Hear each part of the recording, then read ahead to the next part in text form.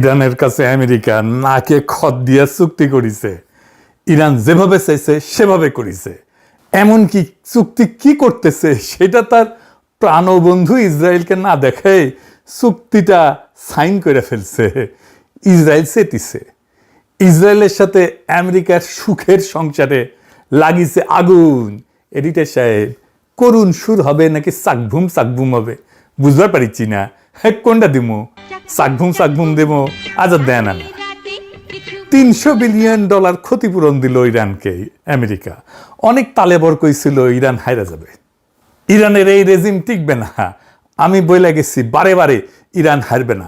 আমি শুধু বইলাই যাই নাই, দেখাই দিছি কেন ইরানকে হারাইতে পারবে না আমেরিকা আর ইসরায়েল। বাংলাদেশে একটা প্রবাদ আছে, কাঙালের কথা বাজি হইলে ফলে। পিনাকি কাঙালের কথা বাসি হয়ে ফললো। আমি এই জন্যে ইমাম খামেনিকে মেরে ফেলার পর বাংলাদেশের পররাষ্ট্র মন্ত্রণালয়ের বিবৃতি নিয়ে রজার খলিলের ধুইছিলাম, উনারে তুলাধনা করছিলাম। এডিটর সাহেব তুলাধনার সাউন্ড দেন। উনার জ্ঞান নাকি চুয়ায় পড়ে আন্তর্জাতিক রাজনীতি নিয়ে, ভূ রাজনীতি নিয়ে, জিও পলিটিক্স নিয়ে, পররাষ্ট্র বিষয়ে। কইছিলাম এটা ইরান মনে রাখবে, কইছিলাম আমেরিকা হারবে আর দুনিয়ার পাওয়ারের ব্যালেন্স বদলায় যাবে। হইল এখন ইরান সামরিকভাবে দুর্বল ছিল, অনেক দুর্বল আমেরিকা আর ইসরায়েলের সম্মিলিত শক্তির কাছে। তাও এই অবিশ্বাস্য বিজয় কেমনে হইল এটা আমরা আজকে বুঝে দেখব। আর আমাদের জন্য এটাতে কি শিক্ষা আছে সেটাও আপনারা বুঝতে পারবেন। 2026-এর 6 মার্চ, বেশি দিন আগের কথা না, কয়েক মাস আগে, ট্রুথ সোশ্যালে ক্যাপিটাল লেটারে একটা পোস্ট দিল টেরাম মামু।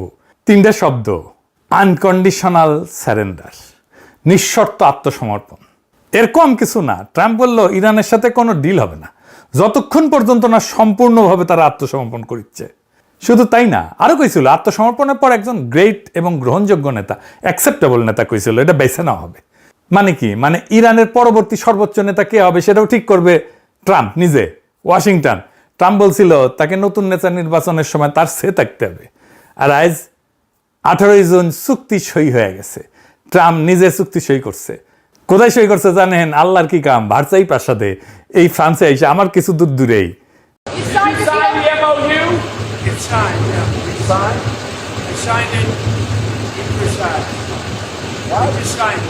আর ইরানের প্রেসিডেন্ট পেজেশকিয়ান এটা আলাদাভাবে সই করে এক্সে ছবি পোস্ট করছে, ক্যাপশন দিছে একটা ঐতিহাসিক দলিল এবং একটা শক্তিশালী ইরানের বার্তা, পারস্পরিক সম্মানের ছায়ায় শান্তি অর্জিত হবে। আর এই চুক্তিতে নিঃশর্ত আত্মসমর্পণ শব্দটা কোথাও নাই। বরং কি আছে সেটা আমি আপনাদের লাইন বাই লাইন পড়ে শোনাবো, আর তারপরে আপনারাই বলবেন কে কার কাছে আত্মসমর্পণ করলো। ইরান কেন নেগোসিয়েশনটা তার পক্ষে করতে পারলো সেটা আমি দেখাবো আপনাদেরকে আজকে। প্রথমে দিকে আলোচনাটা দুই পক্ষে কারা চালাইলো। এক পাশে বসছে আব্বাস আরাগাজি, ইরানের পররাষ্ট্রমন্ত্রী, কেন্ট বিশ্ববিদ্যালয় থেকে রাষ্ট্রবিজ্ঞানে পিএইচডি। 1989 সাল থেকে, মানে 37 বছর ধরে কূটনীতিক, ডিপ্লোম্যাট। জাপানের রাষ্ট্রদূত ছিল, ফিনল্যান্ডে ছিল, এস্তোনিয়ার রাষ্ট্রদূত ছিল। ইরান ইরাক যুদ্ধের রক্তে ভেজা প্রজন্মের মানুষ, আমাদেরই প্রজন্মের মানুষ। 2015 সালে পরমাণু চুক্তির অন্যতম স্থপতি ছিল সে। আর অন্য পাশে কারা? স্টিভ উইটকফ আর জ্যারেড কুশনার। দুজনে কি করে জানেন? রিয়েল এস্টেট ব্যবসায়ী, পররাষ্ট্রনীতিতে কোনো অভিজ্ঞতা নাই। কুশনার ট্রাম্পের জামাই, মানে জামাই কোটায় ঢুকিছে ওই, তার সরকারি কোনো পদই কলে নাই। ট্রাম্পের নিজের দলের সিনেটর টম টিলিজ ওই পর্যন্ত কইছে যে এটা কোনো মানেই হয় না।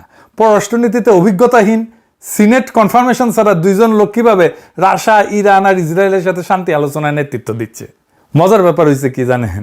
মাস্কটের আলোচনায় আরাগাজিকে নাকি উইটকফকে একাধিকবার বুঝাই দিতে হয়েছিল পরমাণু জ্বালানি উৎপাদনের ধাপগুলো কি কি এবং একটা এনরিচমেন্টের ফ্যাসিলিটি আর রিঅ্যাক্টরের মধ্যে পার্থক্য কি।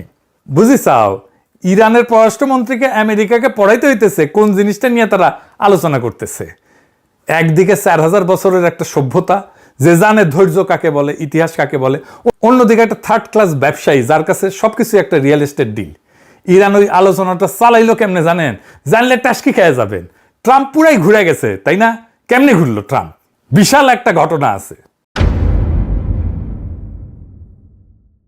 আলোচনার প্রথম রাউন্ডের পর ইরান তার উপদেষ্টা দলে 2 সিনিয়র মনোবিজ্ঞানীকে যুক্ত করে। কেন? তারা ট্রাম্পকে স্টাডি করে, তার সাইকোলজি স্টাডি করে, আর তার ভিত্তিতে তারা ট্রাম্পকে বার্তা দেয়।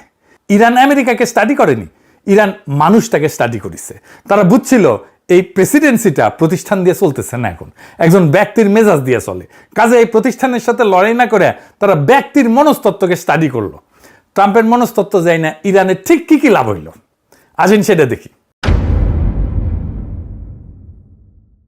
ইরানের প্রত্যেকটা বার্তা কাতারে আর ওমানের মধ্যস্থতাকারীদের হাত ঘুরে ট্রাম্পের কাছে পৌঁছাইতো। মানে ইরান জানতো শব্দ বাছাই কতটা গুরুত্বপূর্ণ।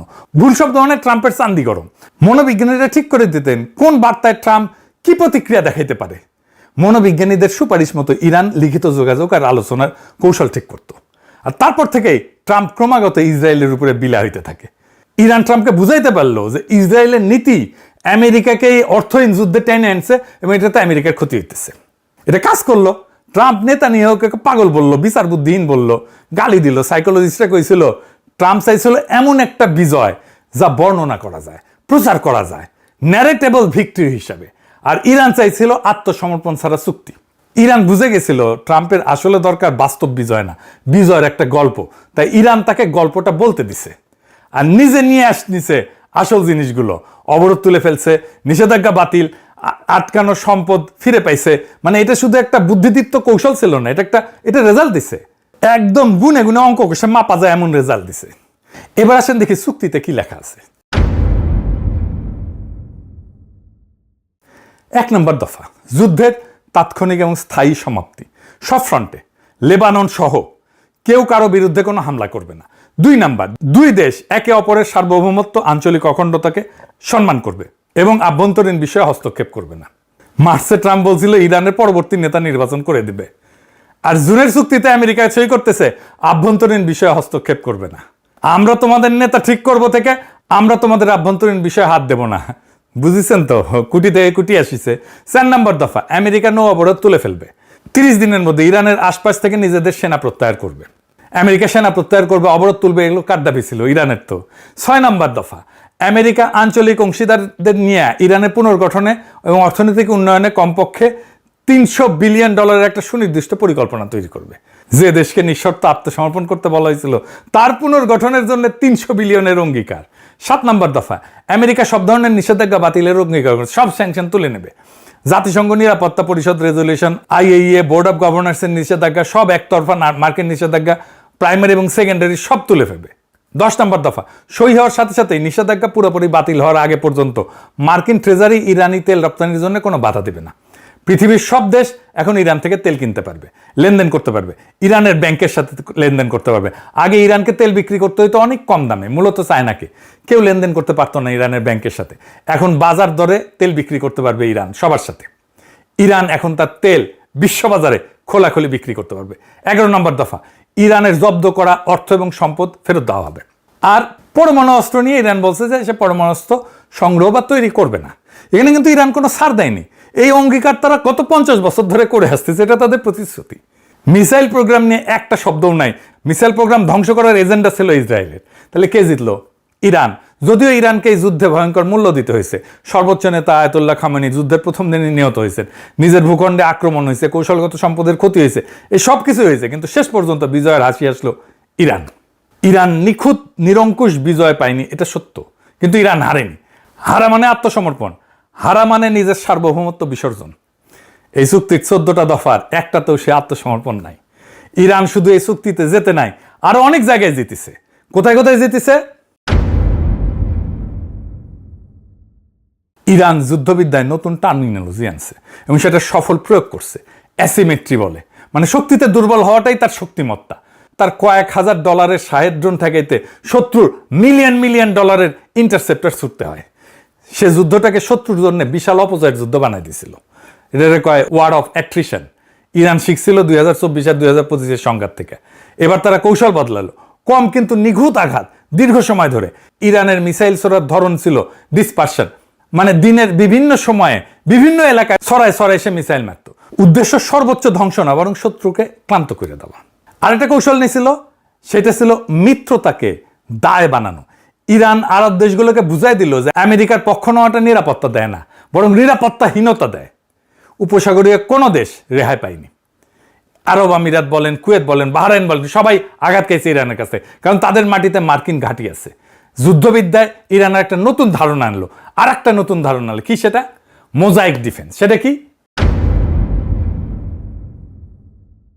মোজাইক ডিফেন্সের মূল কথা হচ্ছে যে বিকেন্দ্রীভূত কমান্ড, ইরানকে আলাদা আলাদা প্রাদেশিক কমান্ডে ভাগ করা, প্রত্যেকটা স্বাধীনভাবে কাজ করতে সক্ষম, আগে থেকে অ্যাপ্রুভাল দেওয়া আছে। উদ্দেশ্য কি? শত্রু যদি কেন্দ্রটাকে ধ্বংসও করে ফেলে, সর্বোচ্চ নেতাকে যদি মেয়েরাও ফেলে, তাও যুদ্ধের যে যন্ত্র, যুদ্ধের যে মেশিনারি, সেটা চলতে থাকবে। আর ঠিক এটাই ঘটছে। খামেনি প্রথম দিন নিহত হইলেন। আমেরিকা ইসরায়েল ভাবছিল মাথা কাটলে শরীর পড়ে যাবে, কিন্তু মাথা কাটা গেল, কিন্তু শরীর চলতেই থাকলো। আর সবচেয়ে বড় চমকপ্রদ ব্যাপার ছিল চতুর্থ উত্তরসূরির একটা ধারণা, মডেল। এই ব্যবস্থায় প্রত্যেকটা গুরুত্বপূর্ণ নেতৃত্বের পদের জন্য একাধিক নামধারী উত্তরসূরি ঠিক করা থাকে, প্রত্যেকটার জন্য 3 ধাপ নিজে পর্যন্ত। মানে একজন কমান্ডার নিহত হলে সাথে সাথে পরের জন দায়িত্ব নেবে, কোনো শূন্যতা ছাড়াই। আরাগাজি 1 মার্চ নিজেই বলছিলেন, মোজাইক ডিফেন্স 2 দশক ধরে মার্কিন হস্তক্ষেপ থেকে শেখা। এটাই ইরানকে সিদ্ধান্ত নিতে দেবে কখন যুদ্ধ শেষ হবে। বুঝিসাও? মানে বলছে, ওরাই বলছে আমরা ঠিক করব কখন যুদ্ধ শেষ হবে। এটাই ছিল তাদের আসল অস্ত্র। আর কস্ট অ্যাসিমেট্রি তো আছে, সস্তা ড্রোন দিয়া দামি প্রতিরক্ষাকে ফোকলা করিয়া দিছে একেবারে। এন্ড ইসরায়েল কি বলিছে এই চুক্তি দেখা? আমেরিকার ইসরায়েলের বাইরাবাড়ি শুরু হয়ে গেছে। এটা সাউন্ড দেন, বাইরাবাড়ি সাউন্ড দেন। ইসরায়েল তো মবিলা। নেতানিয়াহুর নিজের সাবেক জাতীয় নিরাপত্তা উপদেষ্টা ইয়াকব আমিদ্রর, সে কইছে যে এটা একটা বাজে চুক্তি। আমেরিকানরা নগদ অর্থ দেইলা বড় জোর একটা কাগজ পেয়েছে, কইছে ইচ্ছাপত্র, অভিপ্রায়পত্র। টাইমস অফ ইসরায়েলের সম্পাদক এটা বলছে বিপর্যয়কর আত্মসমর্পণ। আর সাবেক উপনিরাপত্তা উপদেষ্টা চাক ফ্রিলিক বলছে যে ইরান আরো শক্তিশালী হইয়া বেড়াইছে। আত্মসমর্পণ যেই শব্দ মারছে, ট্রাম্প ইরানকে হুমকি দিছিল জুনে, সেই শব্দ দিয়া ইসরায়েলেরা নিজেদের অবস্থা বর্ণনা করতেছে। আর ইসরায়েলে ক্ষোভের জবাবে আমেরিকা কি করলো? পিঠ চাপড়ে সান্ত্বনা দিল না ধমক দিছে। 18 জুন হোয়াইট হাউসে ব্রিফিংয়ে ভাইস প্রেসিডেন্ট জেডি ভ্যান্স ইসরায়েলকে বলছে, একটা সলিড বাম্বু দিছে, বলছে যে আমি ইসরায়েলের মন্ত্রিসভায় থাকলে গোটা দুনিয়ায় আমরা একমাত্র শক্তিশালী মিত্রকে আক্রমণ করতাম না। আমেরিকার ভাইস প্রেসিডেন্ট ইসরায়েলকে মনে করায় দিচ্ছে তোমার একমাত্র বড় মিত্র আমরা, আর তোমরা বাকি দুনিয়াকে চটায় ফেলছো। ট্রাম্পই তার ভাষায় এই মুহূর্তে দুনিয়ার একমাত্র রাষ্ট্রপ্রধান যে ইসরায়েলের প্রতি সহানুভূতিশীল। আর সবচেয়ে কড়া খোঁচাটা ভ্যান্স মনে করায় দিচ্ছে, ইসরায়েলের প্রতিরক্ষা অস্ত্রের 2/3 আমেরিকার হাতে তৈরি, আমেরিকান করদাতার পয়সায় কেনা। এইটা একটা প্রচ্ছন্ন হুমকি। চুক্তি ভাঙলে এই অস্ত্রের যোগান বন্ধ হইতে পারে। ইরানকে নিঃশর্ত আত্মসমর্পণ যে করাইতে চাইছিল, সেই আমেরিকায় এখন তার নিজের ঘনিষ্ঠতম মিত্রকে প্রকাশ্যে ধমকাইতেছে ইরানের সাথে করা চুক্তি রক্ষা করার জন্য। ডিভোর্সটা আর গোপন নাই, টিভি ক্যামেরার সামনে। আমেরিকা আর ইসরায়েলের প্রণয়ের ফলে জন্ম নিছিল ইন্ডিয়া, এ তো এতিম হইয়া গেল। এইবার হবে এটা সানায়ের করুণ সুর। কিন্তু এর মধ্যে দিয়া কি তৈরি হইল? একটা নতুন মধ্যপ্রাচ্য। ভারসাম্য বদলে গেল, সম্পর্ক বদলে গেল একটি পলকে। কি সেটা? দুবাই কিন্তু শেষ। ইরানের উপরে আমেরিকার কড়া নিষেধাজ্ঞার কারণে ইরান আন্তর্জাতিক ব্যাংকিং ব্যবস্থা থেকে বিচ্ছিন্ন ছিল। সেই জন্যে ইরানি ব্যাংকগুলো কোনো লেনদেন করতে পারতো না। মানে ইরানের সরাসরি ডলারে আন্তর্জাতিক বাণিজ্য করতে পারতো না। তেল বেচে টাকা আনা বা বিদেশ থেকে পণ্য কেনার বিল মেটানো কোনোটাই সরাসরি সম্ভব ছিল না। তাহলে ইরান কি করতো?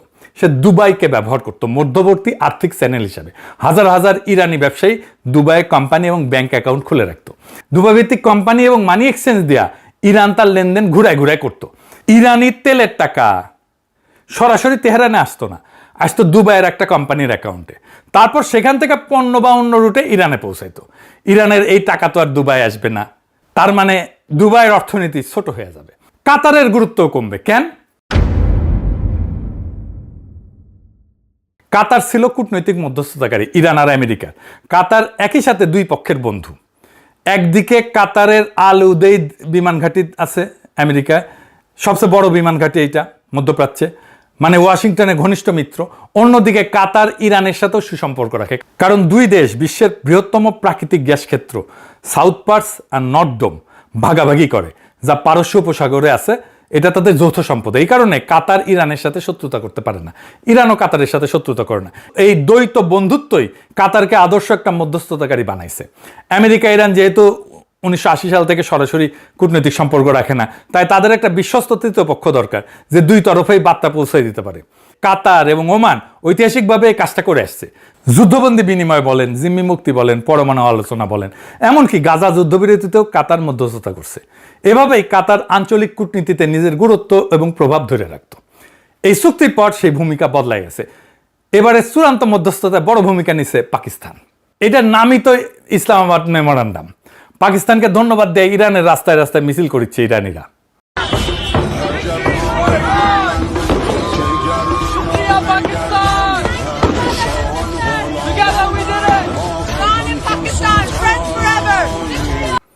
দেখিসাও, বিশ্ব রাজনীতিতে পাকিস্তানকে কোণঠাসা করে রাখার ভারতীয় চেষ্টা মাঠে মারা গেছে। বৈরিত রাস্তায় ব্যানার, থ্যাংক ইউ ইরান। 32 বছর লেবাননে থাকা বিশেষজ্ঞ নিকোলাস ব্ল্যানফোর্ড বলছেন, হিজবুল্লাহ 4 দশকের সবচেয়ে আত্মবিশ্বাসী হয়ে বেড়াইছে। তার মানে হিজবুল্লাহ শক্তি সঞ্চয় করছে। ইরান আলোচনায় শর্ত দিছিল, লেবাননে ইসরায়েলি হামলা বন্ধ করতে হবে। মানে ইরান শুধু নিজের জন্য না, পুরো মিত্র পক্ষের জন্য দর কষাকষি করছে। আর শান্তির দূত হিসাবে পাকিস্তানের ভাবমূর্তি বদলাই গেছে। আমাদের অঞ্চলের ভূ রাজনীতির জন্য এটা একটা গুরুত্বপূর্ণ পরিবর্তন। যে দেশকে এক ঘরে করার কথা ছিল, সে এখন বিশ্ব রাজনীতির কূটনীতির কেন্দ্রে। এইবার তারেক রহমানকে একটা ধন্যবাদ দিই। সে একজন বিশ্ব রাজনীতিতে 10টা PhD করা স্ট্র্যাটেজিক অ্যাডভাইজার রাখিছে, যে ইরান যুদ্ধের ভবিষ্যৎ নিয়ে ভবিষ্যৎবাণী করেছিল। অক্ষরে অক্ষরে পয়েন্টে পয়েন্টে মিলে গেছে।